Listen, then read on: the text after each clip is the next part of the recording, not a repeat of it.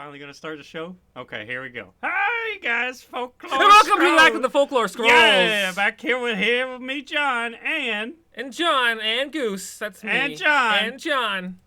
And John. Yeah. Cocaine is a hell of a drug. Okay. Anyways, back again. We've been gone for a while. You probably noticed we didn't post anything last week. That's because Technical difficulties. Yep. Problems with the snowball. We were having blue balls with our snowball, but With hey, our microphone. yeah, microphone. If you don't know.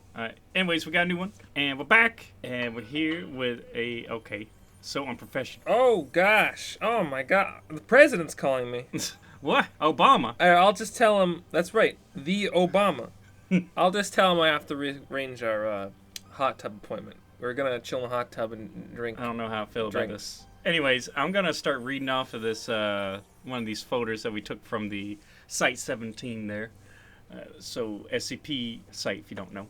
Anyways, SCP-029, Object Class, Cat. Special Containment Procedures. SCP-029 is to be incarcerated in a Class 5 containment cell. She is to be allowed access to nothing of a physical nature. Her containment cell is to be placed behind a triple airlock to avoid her escape. As of Incident 2934A, SCP-29 is no longer to be fed. Hilarious. As she does not appear to need substance to survive, there are to be 3 guards on duty at all times on her cell, and 2 guards on monitor duty. So basically 5 altogether. 3 plus 2. I know it's some major math there. That's but, actually yeah. 32. Some fast math. So maybe you should recheck that math. Oh my god, you're right. Oh, I can't believe this. Floodlights have been installed in the walls of the containment chamber and are to be on at all times. Once a month, the chambers be cleaned and checked for defects. Under absolutely no circumstances are any men to encounter SCP-029 in any manner. All males who do encounter 029 are to be held under Class 3 detention for interviewing before termination. You get the hell out! Oh man, I'm gonna be interviewed then. 29 has requested a bed. Denied. A blanket. Denied. Books. Denied. Clothes. Denied. Denied. This is ridiculous. The girl can't even have clothes. We're not animals. Let her cover herself. Dr. Erica Bodine. Dr. Bodine, you are granted permission to deliver clothes to SCP-029 by Dr. Light. Dr. Light says. As of Incident 2953B, anyone who has potential access to 029 is required to first watch surveillance tape 29 Bodine as a reminder of threats involving when working with SCP items and 29 particularly. So apparently, it didn't go too well for Dr. Bodine. Something happened to Bodine. We won't get into that. The description SCP-29 appears to be a pubescent female of Asiatic. How would you say that? Asiatic? Asiatic? I don't know how to say that word. Asiatic Indian descent. Thank you, but that's probably not She's true. just from India. Asiatic India.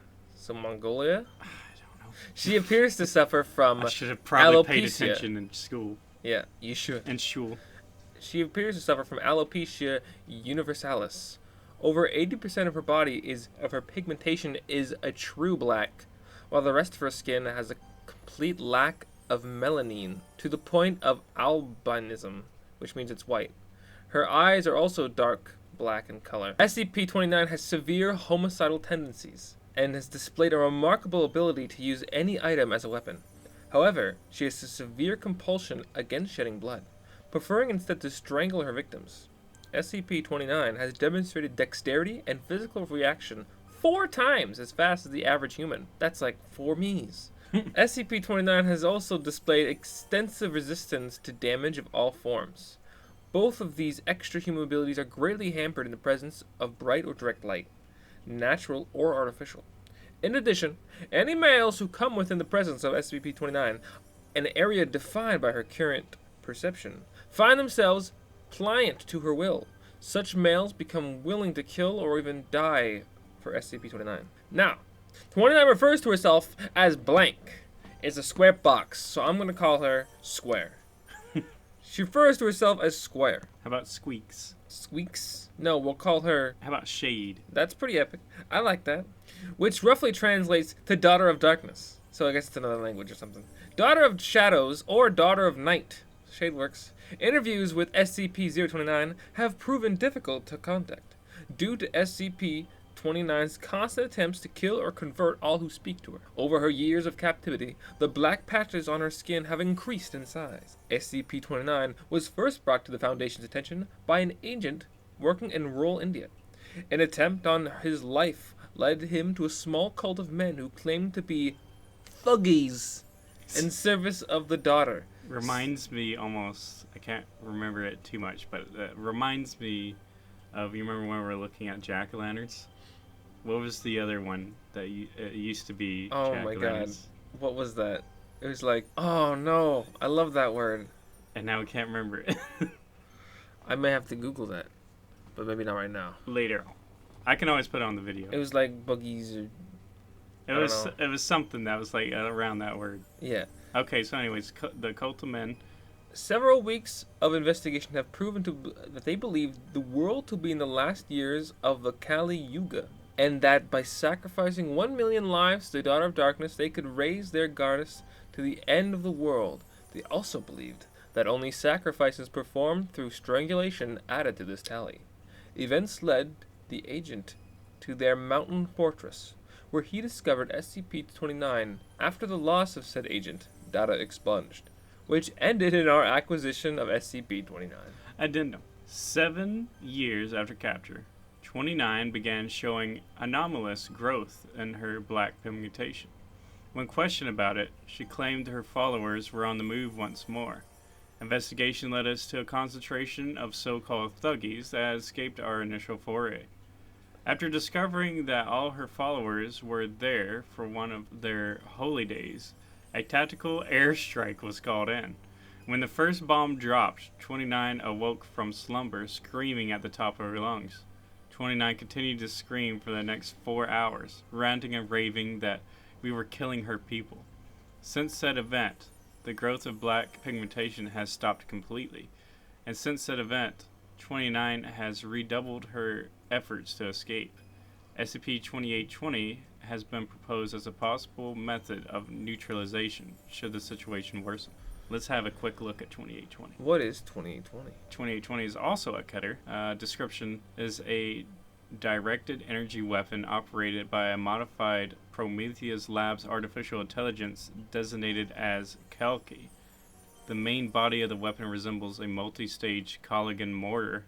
However, a satellite dish with an antenna has been mounted to the front, and the rear has been modified to fit a large semi-spherical apparatus. Attempts to open the apparatus have been unsuccessful. Mounted on the back of the apparatus is a monitor and terminal. The AI is able to receive and can respond to user input through the terminal. The monitor continually displays real-time satellite footage of a random person, the target somewhere in the world, all of whom have been found to be anomalous in some way. 2820 eliminates its targets through a highly convoluted sequence of apparently unrelated events.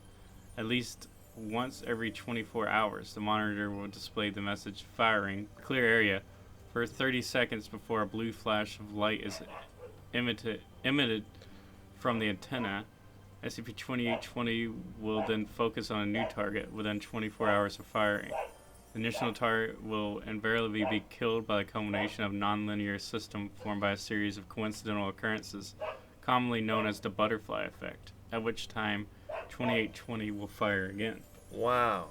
So it's a satellite orbital strike that kills them with the butterfly effect. You know what? They should do another Final Destination, and then at the end of all of it, they find 2820, and somebody was using it to kill all these people from the start. Wow. Because 2820, or not 20, the Final Destination was like all these people, they avoided death. It's, for some reason or another, and then death was coming for them, and then they died in coincidental situations. So it'd be cool if they actually incorporated that into it. I like it. So either way, I guess they can actually type in the person if it doesn't have a random person, I guess they can just type in the person they want to die. So they just put in her name. I think so. But they're saying they don't have to yet. But I guess the pigmentation's growing on her body because eventually she'll be powered up to like godlike potential, and she'll be able to escape. It sounds like it's random though. Yeah. Oh well. Okay.